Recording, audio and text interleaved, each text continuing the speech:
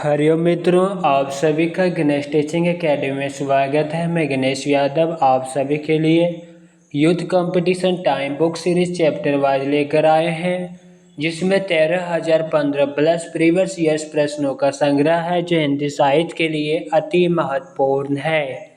आज का टॉपिक है भारतीय एवं पाश्चात्य काव्य शास्त्र के अंतर्गत काव्य लक्षण का स्वरूप, काव्य का स्वरूप, लक्षण, गुण, दोष, शब्द शक्ति, प्रमुख सिद्धांत आदि से संबंधित भाग 4 लेकर आए हैं, जो आपके हिंदी साहित्य के लिए अति महत्वपूर्ण है।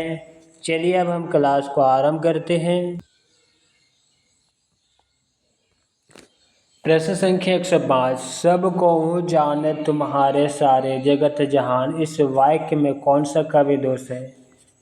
पुनरुक्ति। सब कहूँ जानत तुम्हारे सारे जगत जहान, दिए गए वाक्य में पुनरुक्ति का भी दोष है। पुनरुक्ति दोष का अर्थ दोष के अंतर्गत आता है।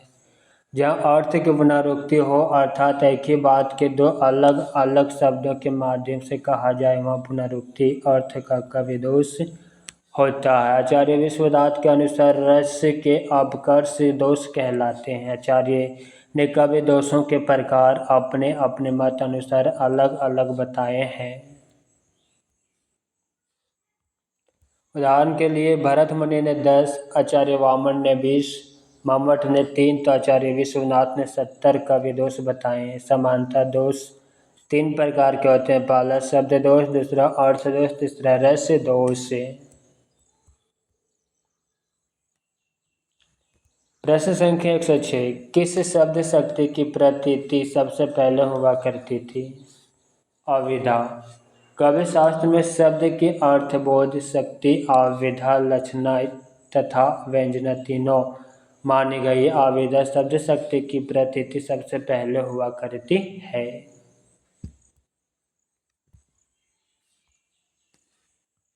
प्रश्न संख्या 107। नीचे दिए गए वाक्य में कौन सी शब्द शक्ति है? सूर्य अस्त हो गया।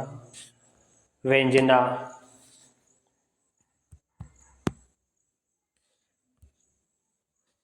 सूर्य अस्त हो गया वाक्य में व्यंजना शब्द शक्ति है। सूर्य अस्त हो गया इस वाक्य में सुनने के उपरांत प्रत्येक व्यक्ति इससे भिन्न भिन्न अर्थ ग्रहण करता है। अविधा व लक्षण के असामर्थ्य हो जाने पर जिस शब्द शक्ति के माध्यम से शब्द का अर्थ बोध हो, उसे व्यंजना शब्द शक्ति कहते हैं। इसके दो भेद हैं। पहला शाब्दिक व्यंजना। शब्द पर आधारित व्यंजना को शाब्दिक व्यंजना कहते हैं। अर्थी व्यंजना। अर्थ पर आधारित व्यंजना को अर्थी व्यंजना कहते हैं। प्रश्न संख्या 108। तोड़ती पत्थर देखा मैंने, इलाहाबाद के पथ पर में कौन सा शब्द शक्ति है? अविधा। वह तोड़ती पत्थर देखा, उससे मैंने इलाहाबाद के पथ पर पंक्ति में अविधा शब्द शक्ति है। साक्षेत सांकेतिक अर्थ, मुख्य अर्थ या वाच्य अर्थ को प्रकट करने वाली शब्द शक्ति अविधा शब्द शक्ति कहलाती है। इसे प्रथमा या अग्रिमा शक्ति भी कहते हैं। अविधा शब्द शक्ति के 3 भेद हैं। पहला रूढ़, दूसरा यौगिक, तीसरा योग रूढ़ है। प्रश्न संख्या 109। नाट्यशास्त्र के रचयिता कौन है? भरत मुनि। नाट्यशास्त्र के रचयिता भरत मुनि है। आचार्य भरत ने नाट्यशास्त्र को पंचम वेद भी कहा। संस्कृत काव्य शास्त्र में प्रथम आचार्य भरत मुनि है। इनका समय द्वितीय शती माना जाता है। प्रश्न संख्या 110। उत्पत्तिवाद या आरोपवाद किस आचार्य का मत है? भट्टलोलट का।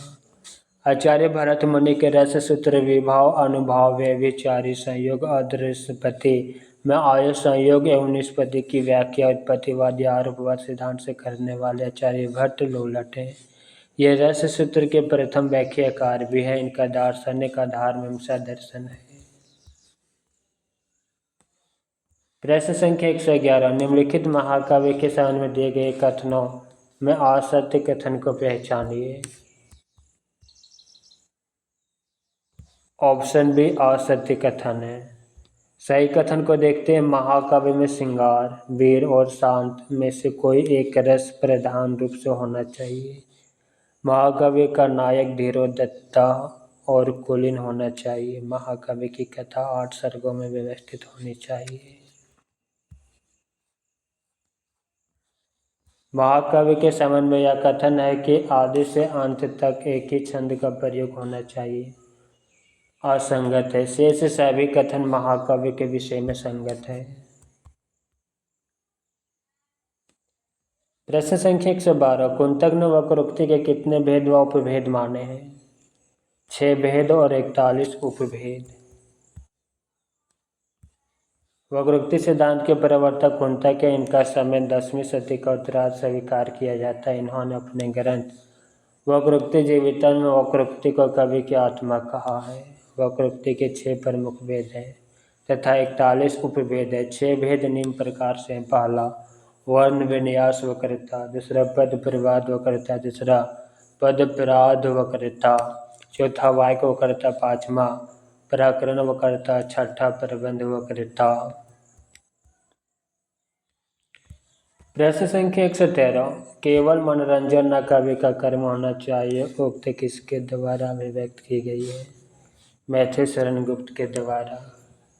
केवल मनोरंजन करना कवि कर्म होना चाहिए, यह उक्ति मैथिली शरण गुप्त की है। गुप्त जी द्विवेदी युग के प्रसिद्ध कवि हैं। भारत भारती की रचना इन्होंने 1912 ईस्वी में की। इस रचना के प्रकाशित होने वाला महात्मा गांधी ने इन्हें राष्ट्र कवि को उपाधि प्रदान की। प्रश्न संख्या 114। जिस रचना में वाचक विशेष और वाच्य विशेष अपने अविधेय अर्थ को गौण बनाकर कवि अर्थ व्यंग अर्थ व्यक्त करते हैं वह ध्वनि कहलाती है। ध्वनि के संबंध में यह वाक्य किसका है? आनंदवर्धन का। भारतीय कवि शास्त्र में ध्वनि संप्रदाय के प्रवर्तक आनंदवर्धन है। ध्वनि के संबंध में उपयुक्त कथन आनंदवर्धन का है। ध्वनि व आलोक नामक ग्रंथ की रचना आनंदवर्धन ने की थी। आनंदवर्धन ने ध्वनि को कवि की आत्मा माना है।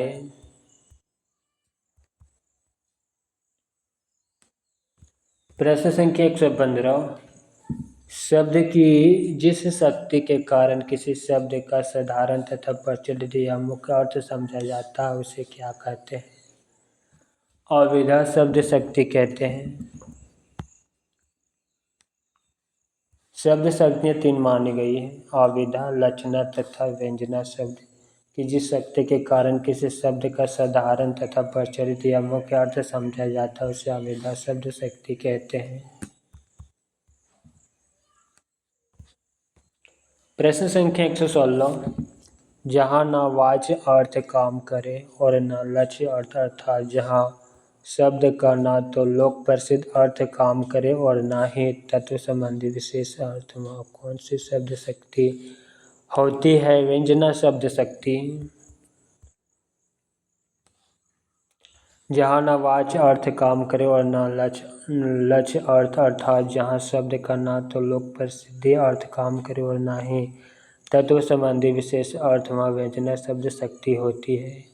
प्रक्रिया या पद्धति के आधार पर शब्द शक्ति 3 प्रकार की होती है। पहला अविधा, दूसरा लक्षणा, तीसरा व्यंजना। अविधा से मुख्य अर्थ का बोध होता है कि लक्षणा से मुख्य अर्थ से संबंध लक्ष्य अर्थ का, लेकिन व्यंजना से न तो मुख्य अर्थ का बोध होता है और न ही लक्ष्य अर्थ का, बल्कि इन दोनों से भिन्न अर्थ व्यंग अर्थ का बोध होता है।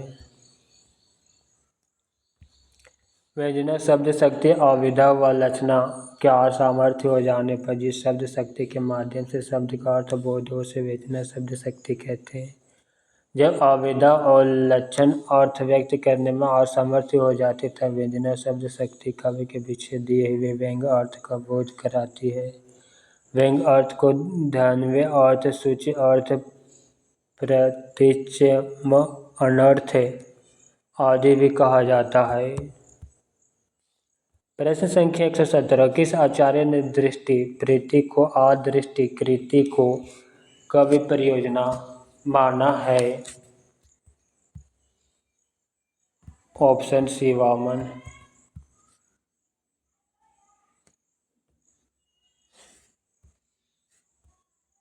आचार्य वामन ने दृष्टि जिसे प्रीति भी कहा जाता है और आदृष्टि जिसे कृति भी कहा जाता है को कवि का प्रयोजन माना। जबकि आचार्य कुंतक ने चतुवर्ग फल प्राप्ति व्यवहार ज्ञान तथा परम आह्लाद को आचार्य दंडी ने ज्ञान एवं यश प्राप्ति को रुद्रात ने धर्म कृति और अनर्थ अपयश अर्थ एवं सुख प्राप्ति को कवि प्रयोजन माना। कवि प्रयोजन का तात्पर्य काव्य रचना का उद्देश्य। प्रश्न संख्या 118 सम्मिलित कीजिए।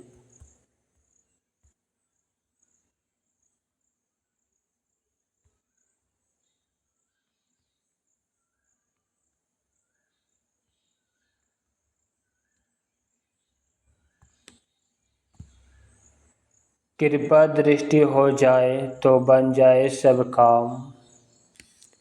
न्यून पदत्व दोष। लपटी पुष्प पराग रज शनि स्वेद मकरद। अधिक पदत्व दोष। विश्व में मिलते नहीं है वीर भीम समान के। अक्रमत्व दोष। नृप मोह को है दीजिए अथवा मत गजेंद्र। दुष्क्रमत्व दोष। Option B.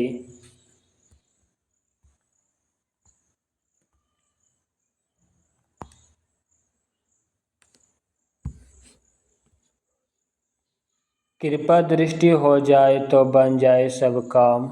न्यून पदत्व दोष। लपटी पुष्प पराग रज शनि स्वेद मकरन। अधिक पदत्व दोष। विश्व में मिलते नहीं है वीर भीम समान के।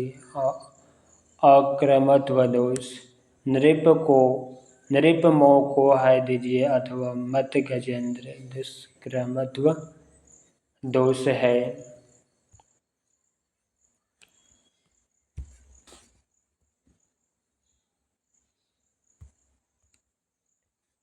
न्यून पदत्व दोष। जिस काव्य रचना से किसी शब्द या पद की कमी रह जाए या शब्द को बाहर से जोड़ने की आवश्यकता पड़ जाए वहाँ न्यून पदत्व दोष होता है। अधिक पदत्व दोष। जहाँ काव्य में आवश्यकता से अधिक पदों का प्रयोग किया जाए वहाँ अधिक पदत्व दोष कहा जाता है। अक्रमत्व दोष। जहाँ व्याकरण की दृष्टि से पदों का सही क्रम नहीं हो वहाँ अक्रमत्व दोष होता है। दुष्क्रमत्व दोष। जहाँ शास्त्र अथवा लोक मान्यता के अनुसार दो का क्रम नहीं हो वहाँ दुष्क्रमत्व का भी दोष होता है।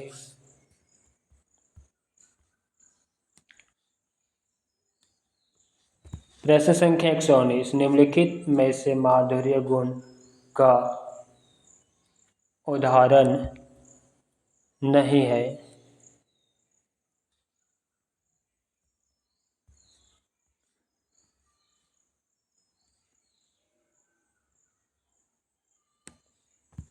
ऑप्शन सी माधुर्य गुण का उदाहरण नहीं है। जो है उसे देखते हैं। नील सरोरुह श्याम तरुण अरुण बारिज नयन। करहूँ सोम मोर धाम सदा क्षीर सागर शयन।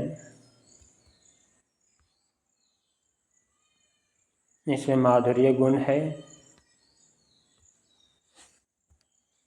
लाली बन सरल कपोल की आँखों में अंजन सी लगती। कुंचित अलकों से घुंघराली मन की मरोड़ बन कर जागती। इसमें भी माधुर्य गुण है।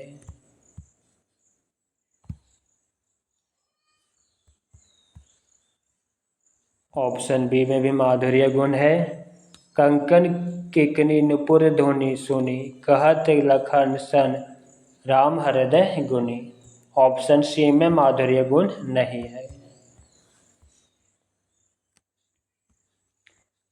देखी सुदामा के दीन दशा करुणा करे के करुणानिधि रोए। उपायुक्त कवि पंक्ति में माधुर्य गुण का उदाहरण नहीं है। माधुर्य गुण। माधुर्य शब्द का अर्थ है मधुरता। इस प्रकार जिस गुण के कारण रचना में माधुर्यता उत्पन्न होता है उसको माधुर्य गुण कहते हैं। इसमें टा वर्ग तथा लंबे सामाजिक पदों का प्रयोग नहीं किया जाता। माधुर्य गुण वैदर्भीय रीति से संबंधित है। चित्त द्रव्य भाव में आह्लादो माधुर्य मुच्यते आचार्य विश्वनाथ का कथन है।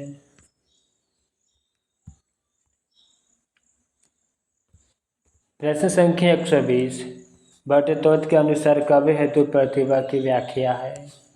प्रज्ञा नौ उन्मेष शालिनी प्रतिभा मता।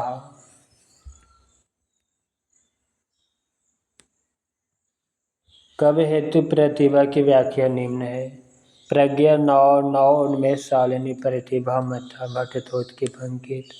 अपूर्व वस्तु निर्माण क्षमा प्रज्ञा अभिनव गुप्त की पंक्ति। क्षण स्वरूप स्वतार्थी प्रज्ञान प्रतिभा कव्य महिम भट्ट की पंक्ति।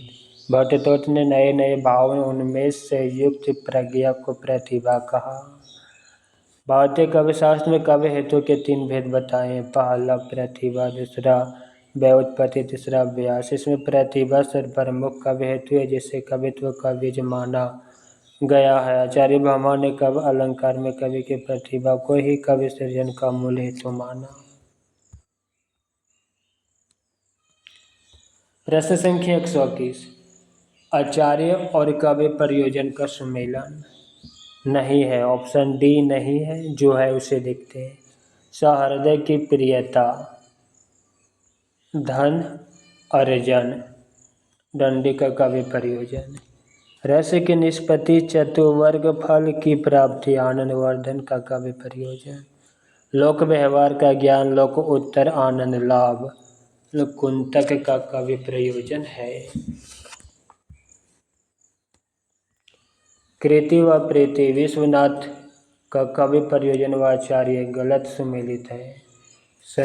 सुमेलित आचार्य भोज का काव्य प्रयोजन कृति व प्रीति। विश्वनाथ का काव्य प्रयोजन धर्म अर्थ काम मोक्ष चतुष्वर्ग फल प्राप्ति। दंडी का काव्य प्रयोजन सहृदय की प्रियता धन अर्जन। आनंद वर्धन की काव्य प्रयोजन रस की निष्पत्ति चतुर्वर्ग फल की प्राप्ति।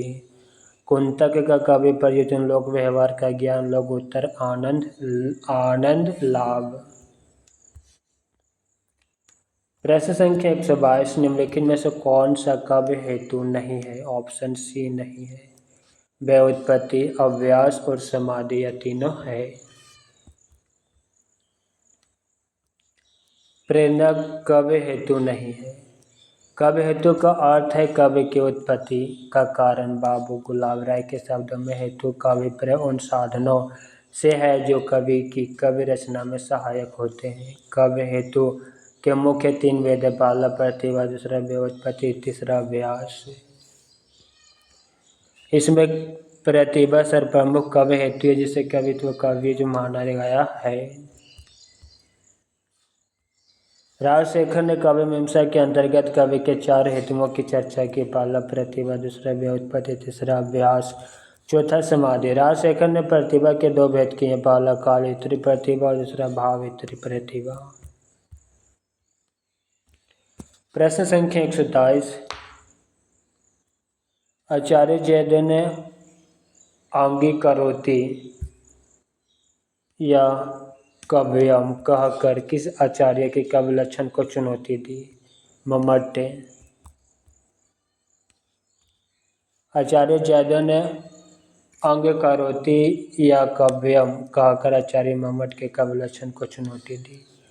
आचार्य मम्मट द्वारा दी गई काव्य परिभाषा इस प्रकार है। तद दोषों शब्दार्थों सगुण वर्णाकृति पुनः क्वापि ऐसा शब्द जो दोष रहित एवं गुणयुक्त हो कभी कभी अलंकृत होने पर भी काव्य कहलाता है। इस परिभाषा में मम्मट ने शब्द अर्थों के 3 विशेषण दिए हैं। आदोषों सगुणों और अलंकृति पुनः क्वापि जिस पर प्रवर्ती आचार्य जयदेव विश्वनाथ एवं जगन्नाथ ने आपत्ति की है। मम्मट ने कहीं कहीं अलंकार विहीन काव्य को भी काव्य की संज्ञा दी है।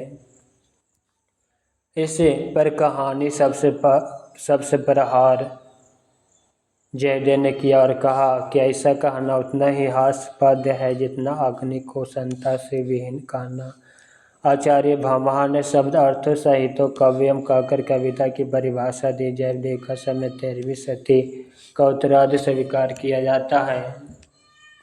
जयदेव ने चंद्र आलोक नामक अलंकार शास्त्र की रचना की। जयदेव साहित्य के क्षेत्र में पीयूष वर्ष तथा न्याय के क्षेत्र में पक्षधर उपाधि से प्रख्यात थे। अप्पादीक्षित दक्षिण भारत के प्रसिद्ध शैव दार्शनिक थे। इनका समय 16वीं शती का उत्तरार्ध माना जाता। अप्पादीक्षित ने वृत्तिका, चित्रमीमांसा तथा कुवलय आनंद नामक ग्रंथ की रचना की।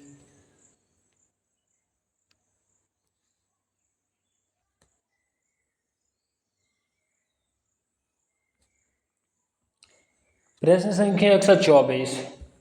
जब शेर आया तो युद्ध क्षेत्र से गीदड़ भाग गए में कौन सी शब्द शक्ति है? लक्षणा।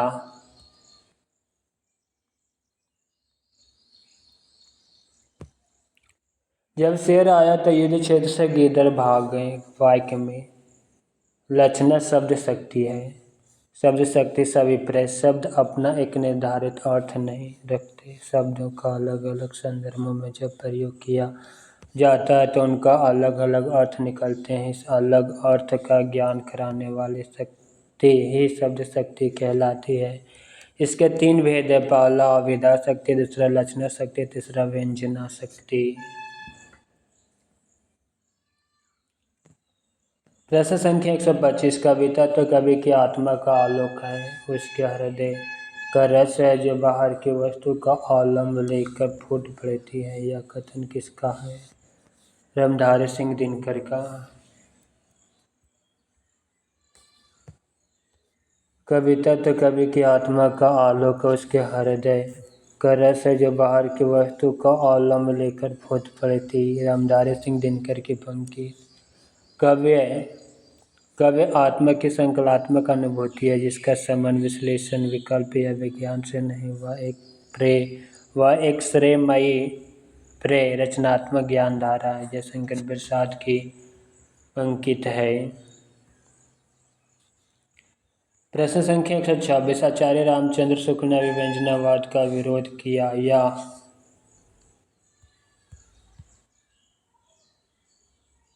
ऑप्शन ए कलावाद को बढ़ावा देता है। आचार्य रामचंद्र शुक्ल ने अभिव्यंजनावाद का विरोध किया या कलावाद को बढ़ावा देता है। अभिव्यंजनावाद के जनक पाश्चात्य कविशास्त्री क्रोचे हैं। क्रोचे अभिव्यंजना को आत्मिक क्रिया मानते हैं। क्रोचे ने अभिव्यंजनावाद में कला निर्माण के निम्न चरण मानते हैं। पहला संस्कार, दूसरा अभिव्यंजना, तीसरा सौंदर्य मूलक आनंद, चौथा सौंदर्य का ध्वनि, गति, रेखा, रंग आदि में रूप अवतरण।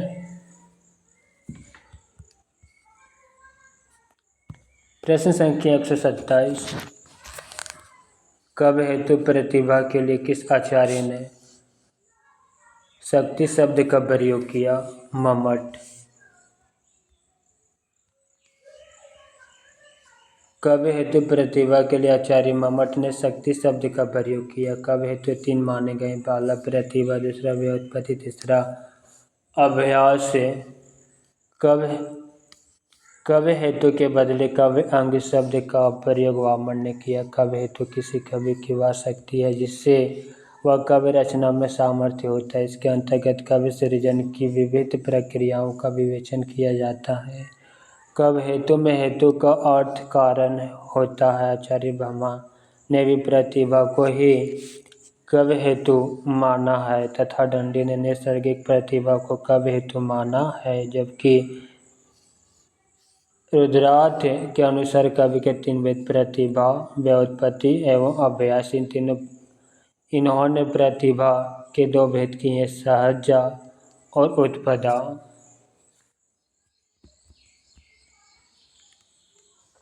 प्रश्न संख्या 128। गुण का संबंध किस सिद्धांत से है? रीति। गुण का संबंध रीति सिद्धांत से है। रीति सिद्धांत के प्रवर्तक आचार्य वामन है।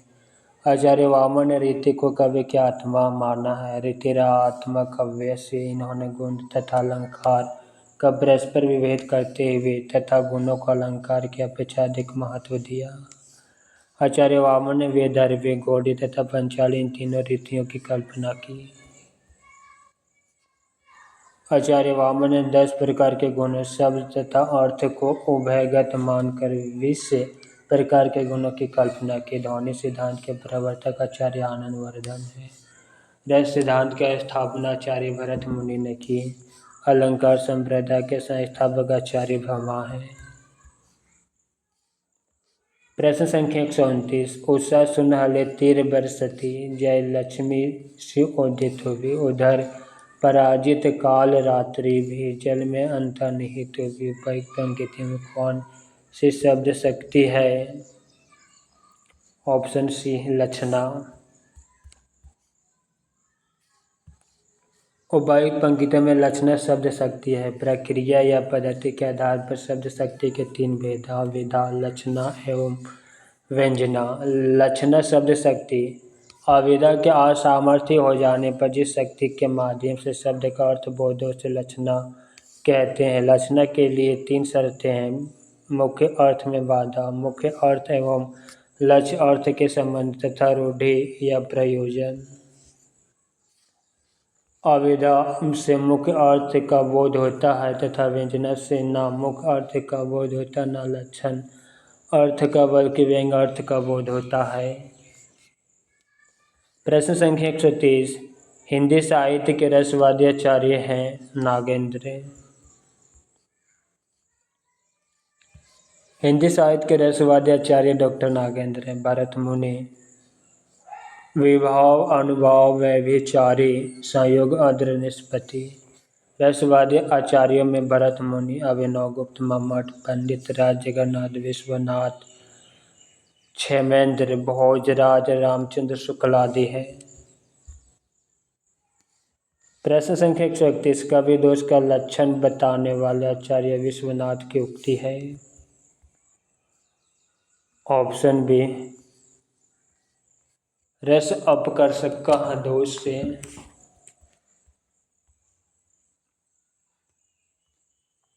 कवि दोष का लक्षण बताने वाले आचार्य विश्वनाथ की उक्ति रस अपकर्षक का दोष है। दोष का शाब्दिक अर्थ है गुण का अभाव, जिसके कारण कवि में रस आस्वादन में बाधा उत्पन्न होती है।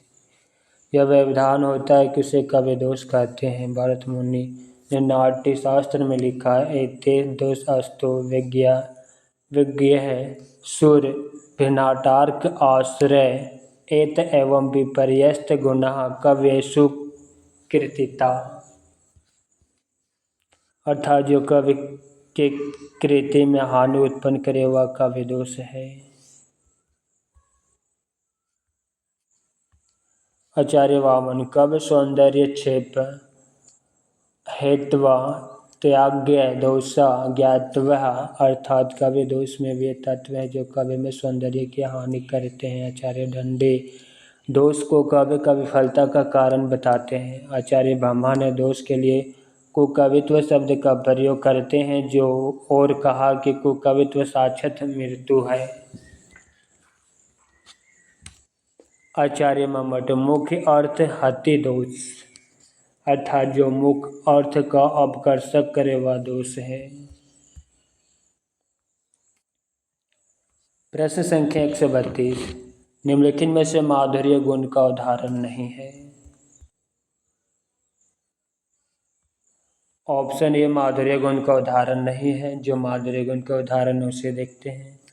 मन मन मुरली बजावत, अधर धरे मन मन निकासियो, मुकुंद मधुवंती, नील सरोह रुह श्याम, अरुण वरिज नयन, करहु सो मम उर धाम, सदा क्षीर सागर शयन।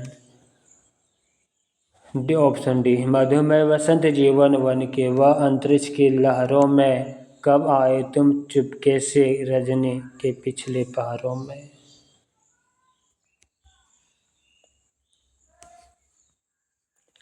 विनती सुन लो हे भगवान, हम सब बालक हैं नादान, माधुर्य गुण का उदाहरण नहीं है। जिस प्रकार किसी मनुष्य के बाह्य रूप, उसकी चाल ढाल तथा व्यवहार को देखकर उसके गुणों का अनुमान लगाया जा सकता है, उसी प्रकार कविता के बाह्य स्वरूप को देखकर कवि गुणों की प्रतीति होती है, जिसके निम्न प्रकार हैं। पहला माधुर्य गुण। माधुर्य गुण का आशा चित्त को द्रवित कर देने वाले भाव, ये कानों को प्रिय संगीत के समान मधुर ध्वनि वाले पद होते हैं। इसमें कटु वर्ण है, टा ठा डा ढा जा भा छा त्रा अज्ञा रे, इन सभी वर्णों का अभाव होता है। यह प्रायः श्रृंगार, करुण, शांत और हास्य रसों में मिलता है, जैसे मधुर मधुर मेरे दीपक जल। ओज गुण। जहाँ कविता को पढ़कर ओज, जोश और उत्साह का भाव जागृत हो, वीर रस का संचार हो, वहाँ ओज गुण होता है। ओज गुण में कटु वर्ण, कठोर वर्ण, संयुक्त वर्ण, द्वित्व वर्ण और अनुप्रासांगिक पद रूप होता है, जैसे हे अमान निशा, उगलता गगन घन अंधकार, हो रहा निशा का ज्ञान, स्तब्ध है पवन चार। प्रसाद गुण। जिस गुण के सुनने मात्र से अर्थ की प्रतीति होने लगे, जहाँ पर अत्यंत स्वच्छ सहज ग्राह्य रचना हो, वहाँ प्रसाद गुण होता है। इसमें माधुर्य और ओज दोनों का प्रभाव पड़ता है, जैसे जाकी रही भावना जैसी, प्रभु मूर्ति देखी तिन तैसी।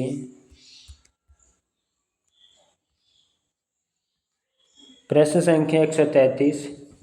विवाह के कितने प्रकार होते हैं? Option A 2। विवाह के 2 प्रकार होते हैं, जो व्यक्ति पदार्थ अथवा बाह्य विकार अन्य व्यक्तियों के द्वारा हृदय में भावोद्रेक करता है, उन्हीं कारणों को विवाह कहा जाता है। विवाह के 2 भेद, पहला अवलंब विवाह, दूसरा उद्दीपन विवाह। अवलंब वह है जिसका प्रति आश्रय या पात्र के हृदय में कोई भाव स्थित हो, जैसे नायक के लिए नायिका और नायिका के लिए नायक। उद्दीपन वह है जिसमें अवलंबन के प्रति स्थित भाव उद्दीप्त या उत्तेजित हो।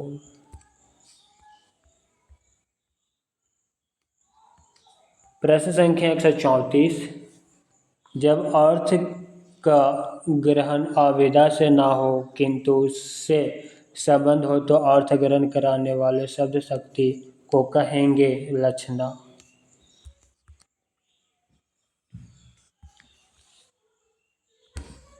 इनकी व्याख्या देखते हैं। जब अर्थ का ग्रहण अविद्या से ना हो किंतु उससे संबंध हो, तो अर्थ ग्रहण कराने वाले शब्द शक्ति को लक्षणा शब्द शक्ति कहेंगे। वे वाक्य जिनका साधारण शाब्दिक अर्थ और भावार्थ समान हो, तो उसे अविद्या शब्द शक्ति कहते हैं। व्यंजना शब्द शक्ति वहाँ प्रयुक्त होता है जहाँ वाक्य तो साधारण होता है, लेकिन उसका प्रत्येक पाठक अथवा श्रोता के लिए अपना अपना भिन्न अर्थ होता है। स्पष्ट है कि शब्द शक्ति 3 प्रकार के होते हैं, पहला अविद्या, दूसरा लक्षणा, तीसरा व्यंजना।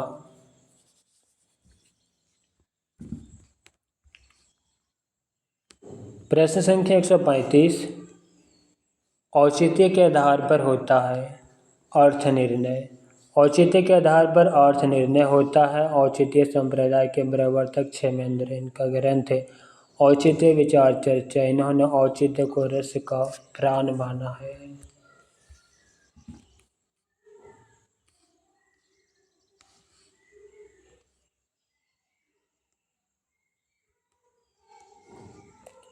प्रश्न संख्या 136। इनमें से कौन शब्द शक्ति का भेद नहीं है? ऑप्शन बी नहीं है। व्यंजना, अविद्या और लक्षणा शब्द शक्ति का भेद है। करुणा शब्द शक्ति का भेद नहीं, जबकि अविद्या, लक्षणा, व्यंजना तीनों शब्द शक्ति के भेद है।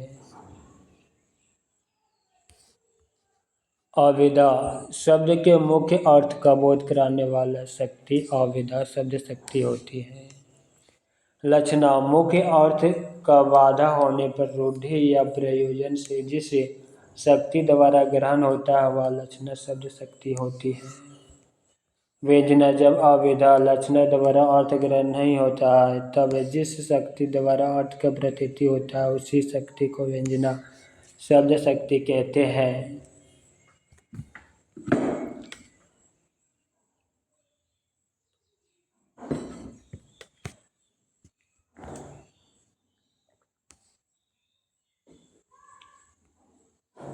प्रश्न संख्या 137 निम्नलिखित में से कौन सी कृति आई रिचर्ड की नहीं है?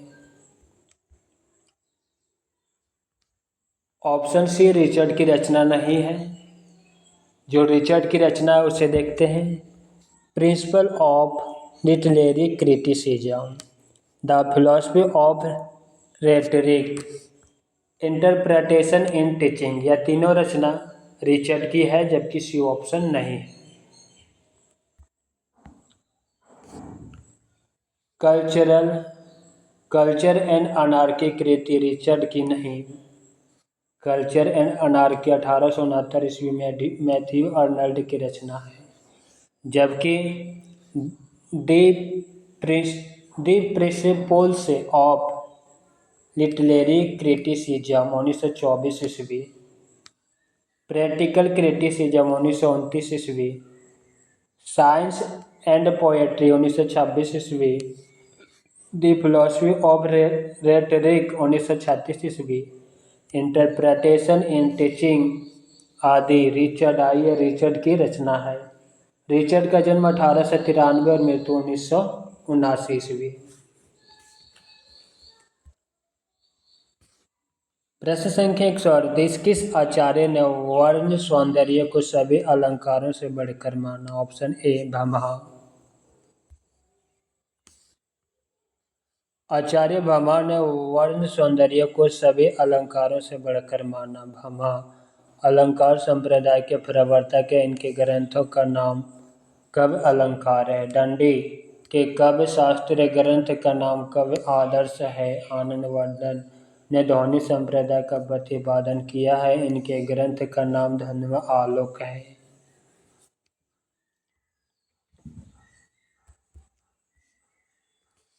प्रश्न संख्या 139 शब्द अर्थो साहित्य काव्यम, कवि की यह परिभाषा किसने दी? भामह ने।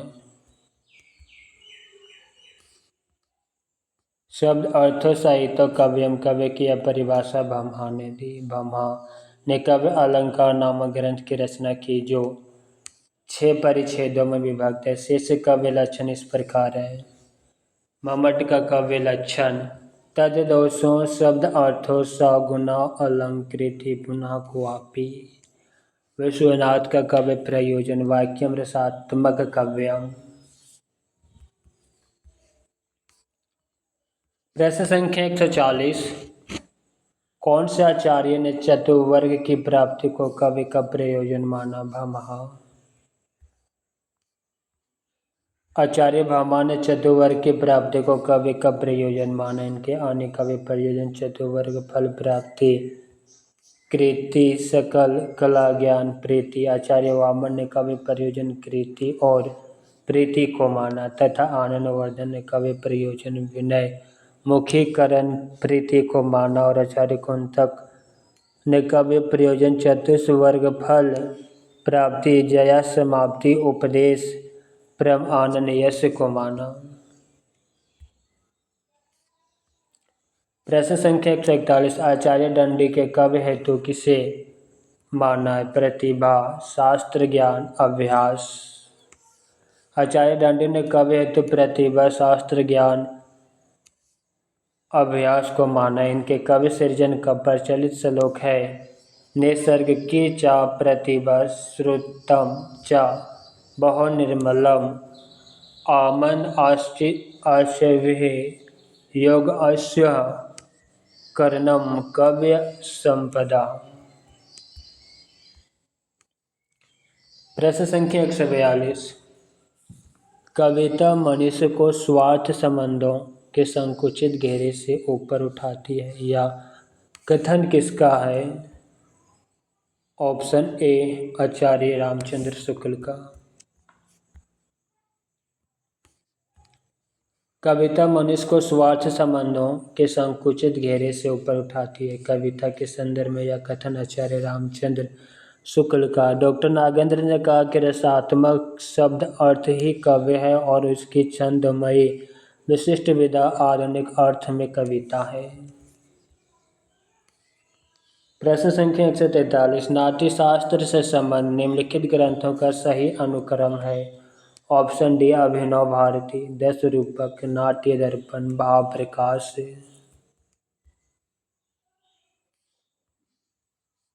नाट्यशास्त्र से संबंध ग्रंथों का सही अनुक्रम निम्न है।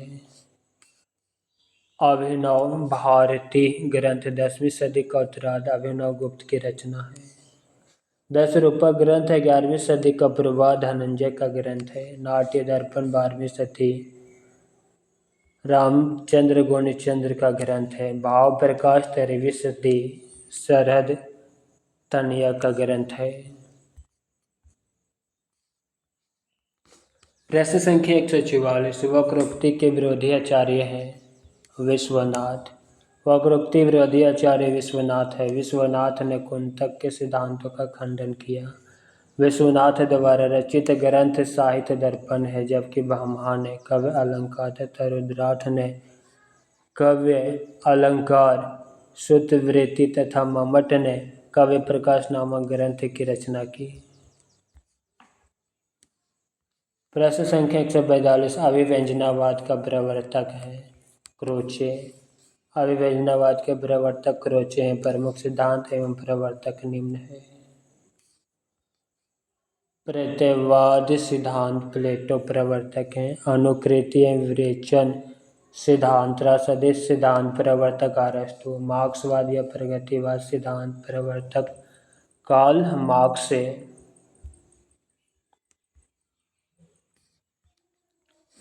प्रश्न संख्या 146। किस पाश्चात्य आलोचक ने हमारे मूल्यांकन संबंधी धारणाओं का संबंध मानसिक उद्योगों से माना है। ऑप्शन डी हायर रिचर्ड। हायर रिचर्ड ने हमारे मूल्यांकन संबंधी अवधारणाओं का संबंध मानसिक उद्योगों से माना है। रिचर्ड ने आलोचना के दो मूलाधार सिद्धांत बताए, पहला मूल सिद्धांत, दूसरा संप्रेषण सिद्धांत। प्रश्न संख्या 147। गलत कथन कौन सा है। ऑप्शन डी गलत कथन है। चलिए सही कथन को देखते हैं। कविता की अनजानी दुनिया का सबसे पहला उपकरण है शब्द। बिंब अमूर्त विषय को साकार करते हैं। मुक्ति छंद में भी अर्थ की लय होती है। ऑप्शन डी कविता में शब्दों के पर्याय होता है। कविता के संबंध में गलत कथन है। कविता के संबंध में सही कथन पहला, कविता की अनजानी दुनिया का सबसे पहला उपकरण है शब्द। मुक्ति छंद में भी अर्थ की लय होती है। तीसरा, बिंब अमूर्त विषय को साकार करते हैं। प्रश्न संख्या 148। बिंब के अनिवार्य तत्व हैं कल्पना और इंद्रियता। Option A. कल्पना एवं इंद्रियता बिंब के अनिवार्य तत्व है। बिंब शब्द अंग्रेजी के इमेज शब्द का हिंदी रूपांतरण है, जिसका अर्थ है मूर्त रूप प्रदान करना। काव्य में बिंब को वह शब्द चित्र माना जाता है जो कल्पना द्वारा इंद्रिय अनुभव के आधार पर निर्मित होता है। बिंब पदार्थ नहीं बल्कि उसकी प्रतिकृति या प्रतिछवि है, सृष्टि नहीं पुनर्सृष्टि है। डॉक्टर नागेंद्र के अनुसार काव्य बिंब शब्द अर्थ के माध्यम से कल्पना द्वारा निर्मित एक ऐसी मानस छवि है जिसके मूल्य में भाव प्रेरणा होती है। बिंब के मूलतः तीन तत्व है, कल्पना, भाव एवं इंद्रियता। प्रश्न संख्या 149। औचित्य के आधार पर होता है सामर्थ्य निर्णय, अर्थ निर्णय, सानिध्य निर्णय। औचित्य के आधार पर सामर्थ्य निर्णय, सानिध्य निर्णय और अर्थनिर्दय अर्थात उपयुक्त सभी होते हैं। प्रश्न संख्या 150 साधारणीकरण के विषय में कौन से कथन सही है?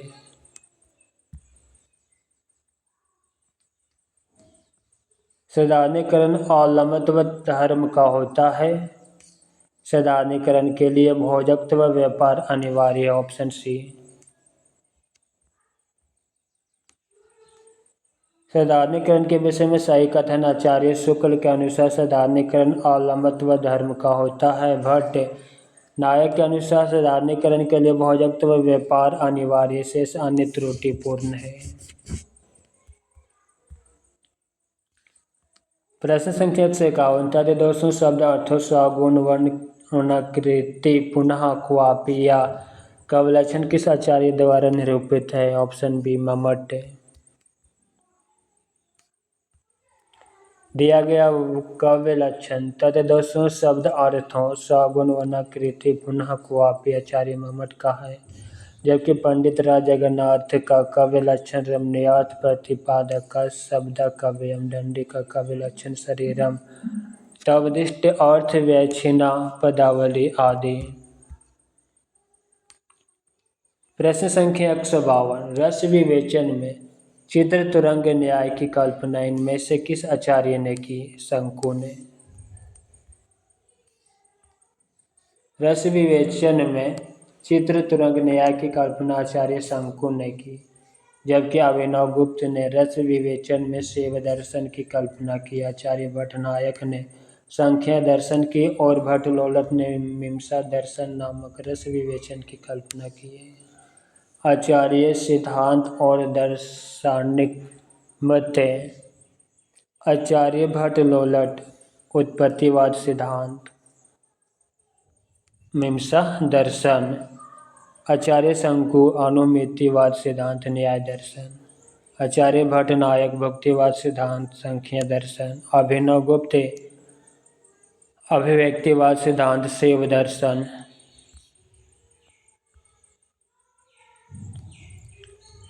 प्रश्न संख्या 153 इनमें से किस आचार्य ने कवि गुणों की संख्या 10 मानी है? ऑप्शन डी भरत मुनि।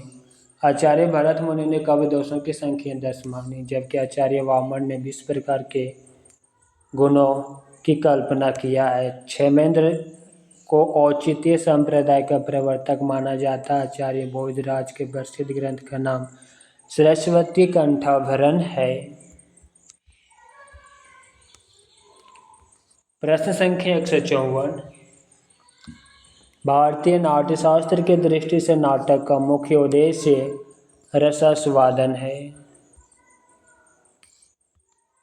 भारतीय नाट्यशास्त्र की दृष्टि से नाटक का मुख्य उद्देश्य रसास्वादन। आचार्य भरत मुनि ने व्यक्तित्व का परिशोधन, चरित्र चित्रण तथा दृश्यों का प्रस्तुतिकरण को गौण स्थान देते हुए नाटक के आनंद रस का रसास्वादन के प्रमुख बताया। नाट्यशास्त्र भरत मुनि का श्रेष्ठ ग्रंथ है, जिसे पंचम वेद की संज्ञा दी गई।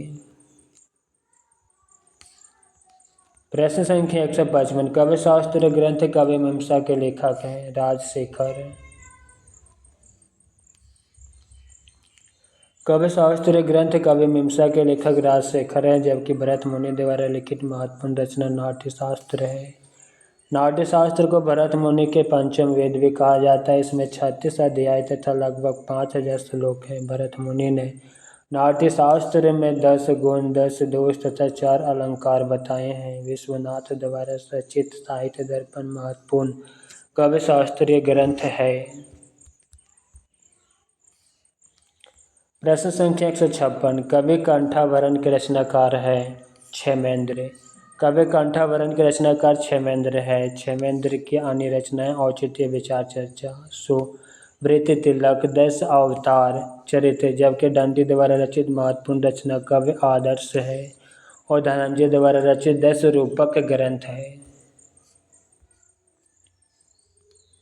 प्रश्न संख्या 157 अरस्तु के अनुकरण सिद्धांत में कौन सी एक बात नहीं है?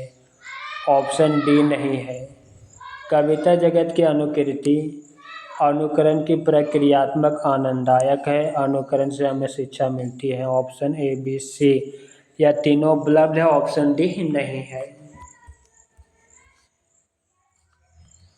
कभी प्राकृतिक अनुकरण नहीं, यह बात अरस्तु के अनुकरण सिद्धांत में नहीं। अरस्तु ने कवि को प्राकृतिक का अनुकरण माना, जबकि बाला कविता जगत की अनुकृति है। दूसरा, अनुकरण की प्रक्रिया आनंददायक है। तीसरा, अनुकरण से हमें शिक्षा मिलती है। ये तीनों अरस्तु के अनुकरण की विशेषताएं हैं। प्रश्न संख्या 158, प्रिंसिपल ऑफ लिटरेरी क्रिटिसिज्म पुस्तक के लेखक हैं।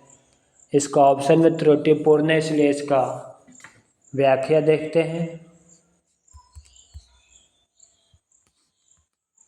प्रिंसिपल ऑफ लिटरेरी क्रिटिसिज्म पुस्तक के लेखक रिचर्ड हैं।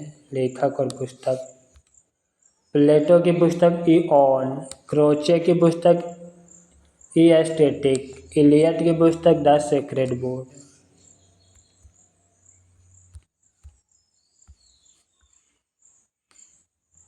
प्रश्न संख्या 159, किसकी मान्यता है कि औदात्य अभिव्यक्ति की उचितता और उत्कृष्टता का नाम है? लोजाइनस। लोजाइनस की मान्यता है कि औदात अभिव्यक्ति की उचितता और उत्कृष्टता का नाम है। लोजाइनस के ग्रंथ का नाम पेरिहुपसुस है। इस ग्रंथ का सर्वप्रथम प्रकाशन 1554 ईस्वी में हुआ। पेरिहुपसुस मूलतः रेटोरिक भाषण शास्त्र की पुस्तक है। लेखक पुस्तक मैथ्यू अर्नल्ड की पुस्तक कल्चर एंड अनार्की। सदर्थ या सटार्थ की पुस्तक ला नौसी। प्रश्न संख्या 160, इनमें से कौन अलंकारवादी आचार्य नहीं है? ऑप्शन डी नहीं है। केशव, भामह, जयदेव। आनंदवर्धन अलंकारवादी आचार्य नहीं है, बल्कि ध्वनिवादी आचार्य हैं, जबकि अन्य तीन अलंकारवादी आचार्य हैं। आचार्य और कवि शास्त्रीय ग्रंथ, भामह का ग्रंथ कवि अलंकार, जयदेव का ग्रंथ चंद्र आलोक, आनंदवर्धन का ग्रंथ धन्व आलोक, केशवदास का ग्रंथ कवि प्रिया।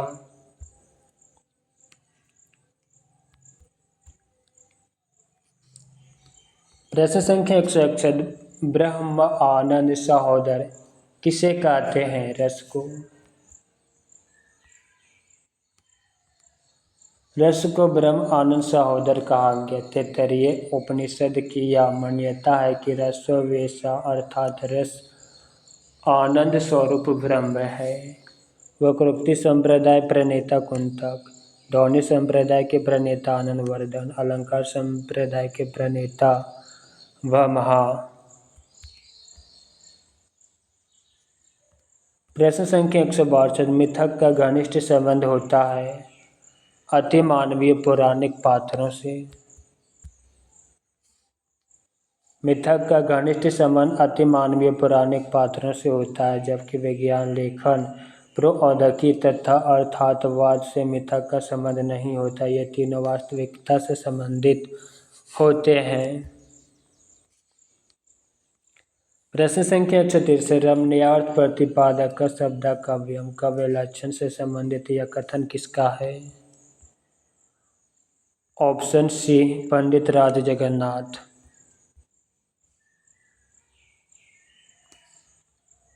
रमणीयार्थ प्रतिपादक का शब्दाकव्यम पंडित राज जगन्नाथ का कथन। वाक्यम रसात्मक काव्यम आचार्य विश्वनाथ का कथन। विभाव अनुभाव व्यभिचारी संयोग अद्र निष्पत्ति आचार्य भरत का कथन। तददर्शन शब्द अर्थो सगुण वर्णाकृति पुनः क्वापे आचार्य मम्मट की पंक्ति। प्रश्न संख्या 164, काव्य प्रयोजन की दृष्टि से कौन सा कथन सही नहीं है? ऑप्शन डी सही नहीं है। इससे यश प्राप्त होता है, आर्थिक लाभ भी होता है, आनंद प्राप्त होता है। ऑप्शन ए, बी और सी तीनों काव्य प्रयोजन सही है, जबकि ऑप्शन डी गलत है।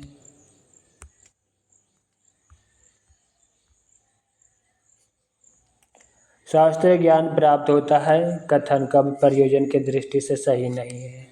कवि प्रयोजन के संदर्भ में सही कथन पहला, इससे यश की प्राप्ति होती है। दूसरा, अमंगल का नाश होता है। तीसरा, आर्थिक लाभ भी प्राप्त होता है। चौथा, आनंद प्राप्त होता है। पांचवा, इसमें चरम विश्रांति की प्राप्ति होती है।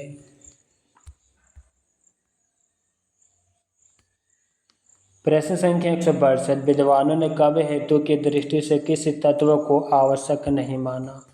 ऑप्शन बी को नहीं माना, जबकि प्रतिभा, व्युत्पत्ति या निपुणता या बहुयोग्यता, और डी अभ्यास। ए, सी और डी को माना है, ऑप्शन बी गलत है। विद्वानों ने इस कृपा को कवि हेतु की दृष्टि से आवश्यक नहीं माना, बल्कि 3 तत्वों को आवश्यक माना। पहला प्रतिभा, दूसरा व्युत्पत्ति जिसे निपुणता या बहुलता भी कहते हैं, और तीसरा अभ्यास। प्रश्न संख्या 166, ध्वनि सिद्धांत से संबंधित कौन सा कथन सही नहीं है? ऑप्शन ए सही नहीं है। चलिए सही कथन को देखते हैं। लक्षणा मूलः को अविवक्षित वाच्य ध्वनि भी कहते हैं। अविवक्षित वाच्य ध्वनि के 2 भेद माने गए हैं। अत्यंत तिरस्कृत वाच्य ध्वनि लक्षणा मूला ध्वनि का ही एक भेद है।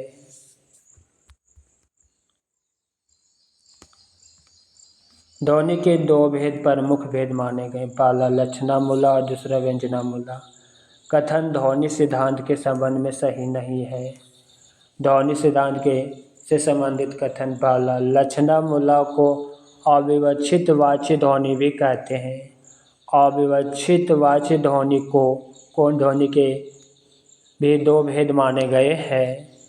अत्यंत तिरस्कृत वाच्य ध्वनि लक्षणा मूला ध्वनि का ही एक भेद है। ध्वनि सिद्धांत के प्रवर्तक आनंदवर्धन है। आनंदवर्धन ने ध्वनि के 3 भेद किए, पहला वस्तु ध्वनि और दूसरा अलंकार ध्वनि, तीसरा रस ध्वनि।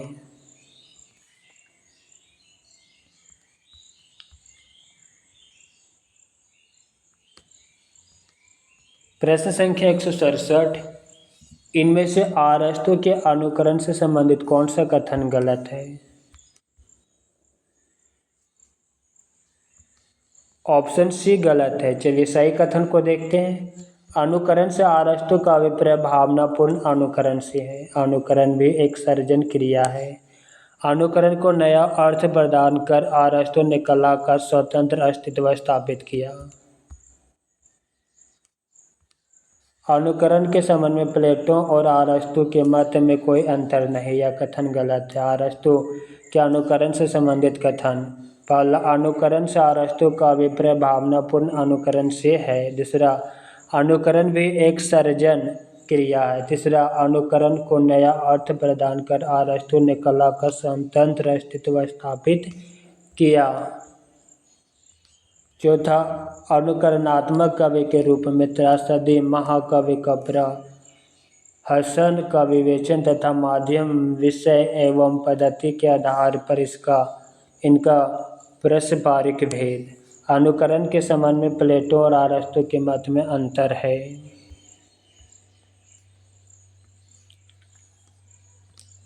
प्रश्न संख्या 158, लोजाइनस के उदात्त तत्व विषयक विवेचन से संबंधित कौन सा कथन सही नहीं है? ऑप्शन डी कथन सही नहीं है। चलिए सही कथन को देखते हैं। लोजाइनस के उदात्त तत्व के 3 पक्ष हैं, अंतरंग, बहिरंग और विरोधी तत्व। महान विचारों की उद्भावना अंतरंग तत्वों के अंतर्गत आती है। समुचित अलंकार योजना और उत्कृष्ट भाषा बहिरंग तत्व के अंतर्गत मानी गई है। लोजाइनस हर स्थिति में साहित्य में गरिमामयी भाषा प्रयोग के पक्षधर थे। यह कथन लोजाइनस के उदात्त तत्व के विवेचन संबंध नहीं है। लोजाइनस के उदात्त तत्व विषयक विवेचन से संबंधित कथन, पहला, लोजाइनस के उदात्त तत्व के 3 पक्ष हैं, अंतरंग, बहिरंग और विरोधी तत्व। महान विचारों की उद्भावना अंतरंग तत्व के अंतर्गत आती है। तीसरा, समुचित अलंकार योजना और उत्कृष्ट भाषा बहिरंग तत्व के अंतर्गत मानी गई। समुचित रचना की भव्यता का निरूपण तथा अलंकारों का निरूपण, काव्य में शब्द, रूप, विम आदि का निरूपण। मित्रों, आज की क्लास यहीं पे समाप्त करते हैं। क्लास कैसा लगा कमेंट बॉक्स में अवश्य लिखिएगा। साथ ही अपने मित्रों को शेयर करना मत भूलिएगा और लाइक और सब्सक्राइब अवश्य करें ताकि हमारा भी मनोबल बढ़े और अधिक से अधिक वीडियो आप लोगों के लिए उपलब्ध कर सकें। हरि ओम।